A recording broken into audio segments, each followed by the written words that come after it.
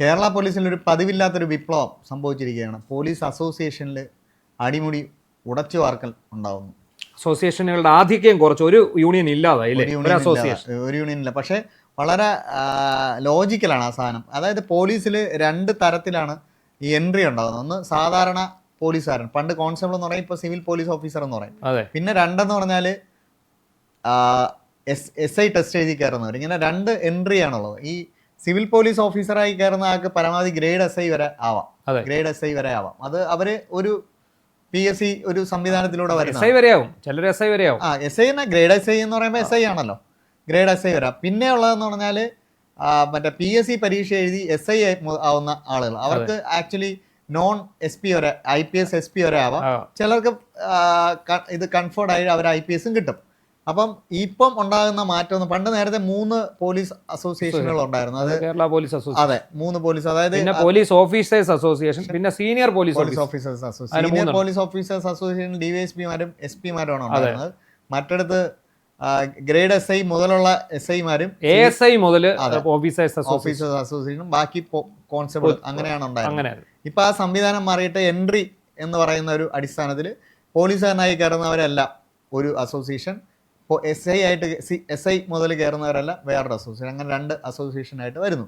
ഇതിലേറ്റവും പ്രധാനപ്പെട്ട ഒരു സാധനം, ഇതൊരു മനുഷ്യൻ്റെ പോരാട്ടത്തിൻ്റെ വിജയം കൂടിയാണ്. കാര്യം കുറച്ചു കാലമായിട്ട് നമുക്കറിയാം പോലീസിൽ 3 അസോസിയേഷൻ ഉണ്ടെങ്കിലും ഇതിന് അപ്പുറത്തേക്ക് IPS അസോസിയേഷൻ വേറെ ഉണ്ട്. അങ്ങനെ 4 അസോസിയേഷൻ ഉണ്ട്.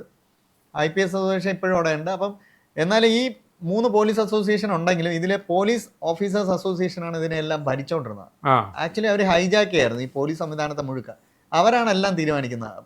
പ്രധാനപ്പെട്ട ഓഫീസർ എവിടെ നിൽക്കണം എന്ന, CI-മാരെ എവിടെ നിയമിക്കണം, SI-മാരെ എല്ലാം അവരാണ് തീരുമാനിച്ചുകൊണ്ടിരുന്നത്. അത് ഈ സംഘടനയുടെ കരുത്തിനാണ്. യഥാർത്ഥത്തിൽ ഈ കോൺസ്റ്റബിൾമാരുടെ അല്ലെങ്കിൽ സിവിൽ പോലീസ് ഓഫീസർമാരുടെ പിന്തുണ അല്ലെങ്കിൽ അവരുടെ ഒരു ശക്തിയുടെ കരുത്തിലാണ് ബാക്കിയെല്ലാം നിശ്ചയിച്ചുകൊണ്ടിരുന്നത്. ഇനിയിപ്പോൾ അത് നടക്കത്തില്ല, അത് മാറുകയാണ്. SI-യും CI-യും DSP-യും SP-യും ഇവരെല്ലാം ഒന്നിക്കുന്നു. അപ്പം ഈ പോലീസ് ഓഫീസേഴ്സ് അസോസിയേഷൻ എപ്പോഴും നയിച്ചിരുന്ന SI-മാരായിരുന്നു.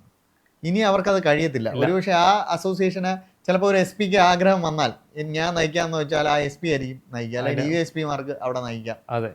അങ്ങനെ അതും കഴിഞ്ഞ് ഒരു SI-ക്ക് വരത്തുള്ളൂ. അല്ലെങ്കിൽ എന്താ ഇവിടുത്തെ പ്രശ്നം എന്താണെന്ന് അറിയാം? ബേസിക്കലി ഉള്ള പ്രശ്നം, ഒരു SI ആണ് ഈ പോലീസ് ഓഫീസേഴ്സ് അസോസിയേഷന്റെ സംസ്ഥാന പ്രസിഡന്റ് എന്ന് കരുതുക. അയാൾ DGP വരെ വരട്ടും. അത് കഴിഞ്ഞ് അയാളാണ് ഇവിടെ കാര്യങ്ങളൊക്കെ തീരുമാനിക്കുന്നത്. എല്ലാ IPS-കാർ വരെ അയാളുടെ മുമ്പിൽ മുട്ടിടിച്ചു. ഇനിയിപ്പോൾ അത് നടക്കത്തില്ല. ഇത് തന്നെയാണ് പോലീസ് അസോസിയേഷന്റെ കാര്യത്തിലും. ഒരു ജില്ലയിലെ SP, ഇപ്പൊ പ്രത്യേകിച്ച് കൺഫർ ചെയ്ത ഒരു SP ആണെങ്കിൽ ഈ അസോസിയേഷൻകാരുടെ മുമ്പിൽ മുട്ടുമുടക്കി അവർ വന്ന് പറയും ഇന്നവനെ അങ്ങോട്ട് മാറ്റിക്കോ, ഇപ്പൊ മാറ്റണം, അപ്പൊ അയാൾ മാറ്റിയേ പറ്റൂ, ഇല്ല ഇവര് പണി കൊടുക്കും. ഇടതുപക്ഷ ഭരണകാലത്ത് ഈ പോലീസ് അസോസിയേഷൻ വളരെ ശക്തമായിരുന്നു. പോലീസ് അസോസിയേഷൻ ശക്തമാകുമ്പോൾ തന്നെ അടിച്ചമർത്തപ്പെട്ട ഒരാളുണ്ടായിരുന്നു, GR അജിത്ത്. അദ്ദേഹം ഉമ്മൻചാണ്ടിയുടെ അതിവിശ്വസ്തനായിരുന്നു, UDF അനുകൂലിയാണ്. അദ്ദേഹത്തിന്റെ നേതൃത്വത്തിലാണ് ഉമ്മൻചാണ്ടിയുടെ കാലത്ത് ഈ പോലീസിലെ സംഘടനാ പ്രവർത്തനങ്ങളൊക്കെ നടത്തിയിരുന്നത്. അദ്ദേഹത്തെ തലങ്ങും വിലങ്ങും ശിക്ഷാ നടപടികളുടെ ഭാഗമായിട്ട് സ്ഥലം മാറ്റി, സസ്പെൻഡ് ചെയ്തു. ഈവൻ സോളാർ കേസിൽ അദ്ദേഹത്തെ കൂടെ പെടുത്തി അദ്ദേഹത്തെ സേനയിൽ നിന്ന് തന്നെ പുറത്താക്കാൻ പറ്റുമെന്ന് ശ്രമിച്ചവരുണ്ട്. പക്ഷേ അദ്ദേഹം വഴങ്ങിക്കൊടുത്തില്ല, പോരാട്ടം നടത്തി, സസ്പെൻഷൻ പിൻവലിച്ച് തിരിച്ചടിക്കേണ്ടി വന്നപ്പം തിരുവനന്തപുരത്ത് പോലീസ് സഹകരണ സംഘം എന്ന് പറഞ്ഞൊരു സഹകരണ സംഘമുണ്ട്. അത് വളരെ ചെറിയ സഹകരണ സംഘമായിരുന്നു. അത് 2011 ഒരു പിളർപ്പുണ്ടാകുന്നു. അന്ന് ഈ കോൺഗ്രസ് അനുകൂല സംഘടന പിടിച്ചടക്കുന്നു. പിന്നെ ഒരിക്കലും അജിത്തിനെ ആ സംഘടനയിൽ നിന്ന് തോപ്പിക്കാൻ CPM വിചാരിച്ചിട്ട് നടന്നില്ല. CPM-ന്റെ എല്ലാ പോലീസുകാരും, പോലീസ് ഓഫീസേഴ്സ് അസോസിയേഷൻ എല്ലാം പെടാപാട് വിട്ടു നോക്കി അജിത്തിനെ തോപ്പിക്കാൻ. പക്ഷേ അജിത്തിനെ തോപ്പിക്കാൻ പറ്റില്ല, GR അജിത്തിനെ തോപ്പിക്കാൻ പറ്റില്ല. അദ്ദേഹം വളരെ ശക്തനായി. ഇന്നത്തെ ഇപ്പം ഞാൻ ഒരു വാർത്ത, ഒരു വർഷം മുമ്പത്തെ വാർത്തയാണ് വായിച്ചപ്പോൾ, ഇന്നത് 400 കോടി രൂപയുടെ ആസ്തിയുള്ള ഈ പോലീസ് സഹകരണ സംഘം 400 കോടി അദ്ദേഹത്തിന്റെ കൈ കിട്ടുമ്പോൾ 40 കോടിയാണ്. അപ്പം മനോരമയിലൊരു ലേഖനം കമ്പയർ ചെയ്യുന്നത് കരുവന്നൂരിലെ മറ്റേയൊക്കെ കൊള്ള നടക്കുമ്പോൾ അത്ഭുതം. അത് മാത്രമല്ല, നമ്മൾ തിരുവനന്തപുരത്തുകാരെന്ന നിലയിൽ ഈ പോലീസ് സഹകരണ സംഘത്തിന് ഒരുപാട് ഗുണങ്ങൾ കിട്ടിയിട്ടുണ്ട്. ഈ സ്കൂൾ തുറക്കുന്ന സമയത്ത് ഇവർ വളരെ വിപുലമായിട്ടൊരു സ്കൂൾ ബസാർ അജിത്തിന്റെ നേതൃത്വത്തിൽ സംഘടിപ്പിക്കും. ഇവിടെ എന്ന് പറഞ്ഞാൽ സാധാരണ മാർക്കറ്റിനേക്കാൾ വളരെ വളരെ തുച്ഛമായ വിലയിലാണ് സ്കൂൾ സാധനങ്ങൾ കംപ്ലീറ്റ്. അതുകൊണ്ട് എന്ത് പറ്റിയെന്ന് പറഞ്ഞാൽ സ്കൂൾ തുറക്കുന്ന കാലത്ത് തിരുവനന്തപുരത്ത് ഇപ്പം ഒരു കടകളിലും വലിയ വിലയ്ക്ക് ഒന്നും കൊടുക്കാൻ കാര്യം ആളുകൾ ഇവിടെ ഒന്ന് വാങ്ങിക്കും.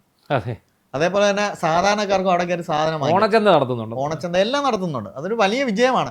അവരുടെ മരുന്ന് കൊടുക്കുന്ന മെഡിക്കൽ സ്റ്റോർ ഉണ്ട് നന്ദാനം ക്യാമ്പിന്റെ ഫ്രണ്ടിൽ. അവിടെ എപ്പോഴും നീണ്ട ക്യൂ ആണ് ആളുകൾ മരുന്ന് വാങ്ങിക്കാൻ, കാര്യം വില കുറവാണ്. അങ്ങനെ അജിത്ത് എന്ന് പറഞ്ഞ GR അജിത്ത് എന്ന് പറഞ്ഞ വ്യക്തി ഈ പോലീസ് സംഘടനയിൽ അല്ലെങ്കിൽ സാധാരണക്കാരെ ഭരണമില്ലാതിരുന്നപ്പോൾ പോലും അദ്ദേഹത്തോട് വലിയ വിശ്വാസം പോലീസുകാർക്ക് ഉണ്ടായിരുന്നു. അതുകൊണ്ടാണ് അദ്ദേഹത്തിന് ആ സംഘടന കൊണ്ടുപോകാൻ പറ്റിയത്.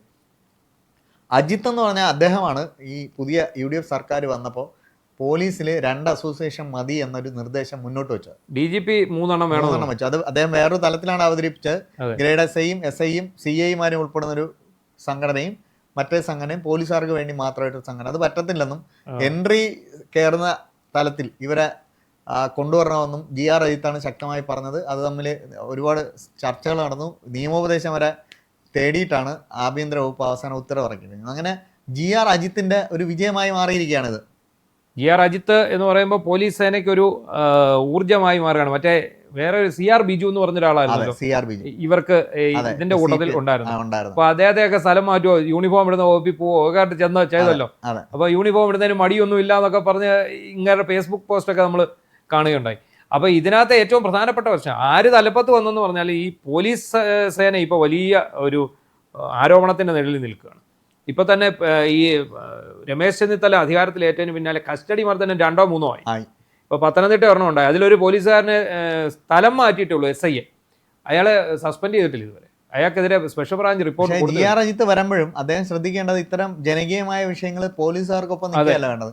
തെറ്റ് ചെയ്യുന്ന പോലീസുകാരൻ സംഘടനയിലുള്ളവരായാലും ശിക്ഷിക്കണം. ഇപ്പൊ തന്നെ GR അജിത്തിന്റെ വേറൊരു കാര്യം, നമ്മളെ മാൾ ഓഫ് ട്രാവൻകൂറിൽ ഒരു പോലീസുകാരന് അടിയുണ്ടായ SFIക്കാരും DYFIക്കാരും കൂടെ തല്ലുണ്ടായ ഒരു സംഭവമുണ്ട്. ഈ സമയത്ത് ഇദ്ദേഹമാണ് മുമ്പിൽ നിന്ന് അവർക്ക് നടപടി ഉറപ്പാക്കി കൊടുത്തത്. അവരെ അറസ്റ്റും മറ്റു കാര്യങ്ങൾ. അല്ലെങ്കിൽ അന്ന് നമുക്കറിയാം അടിച്ച SFIക്കാർക്കും DYFIക്കാർക്കും ജാമ്യമുള്ള വകുപ്പും ഈ പോലീസുകാരനെതിരെ ജാമ്യമില്ല വകുപ്പാണ് ചുമത്തിയത്. അതെല്ലാം അതിലെ അനീതികൾ ചർച്ചയാക്കിയതും ആ വിഷയം ഒക്കെ മാറ്റിയെടുത്ത GR അജിത്താണ്.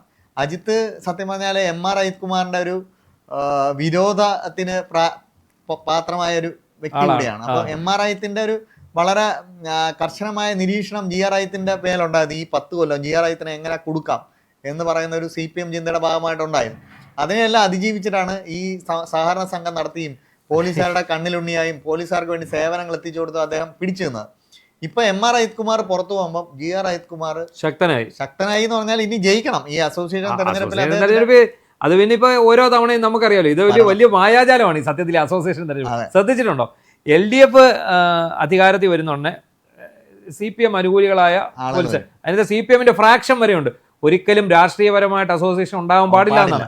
അങ്ങനെയാണ് ഈ അസോസിയേഷന്റെ സംഘടന യൂണിയൻ എന്ന് പോലും അല്ല വിളിക്കുന്നത്, അസോസിയേഷൻ എന്നാണ്. ഈ അസോസിയേഷൻ ഒരിക്കലും രാഷ്ട്രീയ കാഴ്ചപ്പാടോ കെട്ടുപാടോ ഉണ്ടാകാൻ പാടില്ല, താല്പര്യത മാത്രമാണ് കൃത്യമായിട്ട് അതിൽ പറയുന്നുണ്ട്. പക്ഷേ ഇതെന്ത് പറ്റും, ഓരോ തവണയും അസോസിയേഷൻ വരുമ്പോൾ ഇനിയിപ്പോൾ അടുത്ത തെരഞ്ഞെടുപ്പ് വരുമ്പോൾ നേരെ ഇതെവിടെ അന്ന് എങ്ങനെയാണ് ഇവർ ഇത്ര വോട്ട് കിട്ടി ജയിക്കുന്നത്? അതാ CPMന്റെ ആൾക്കാർ അതേ വോട്ട് കിട്ടി ഇവിടെ ഒരു പ്രത്യേകതയും കൂടെയുണ്ട്. ഈ പുനഃസംഘടനയ്ക്ക് ഒരു പ്രത്യേകതയും കൂടെയുണ്ട്.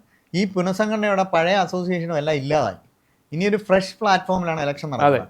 അതുകൊണ്ട് തന്നെ പഴയ ഭാരവാഹികൾക്ക് ഒരു സ്വാധീനവും ചെലുത്താൻ പറ്റത്തില്ല.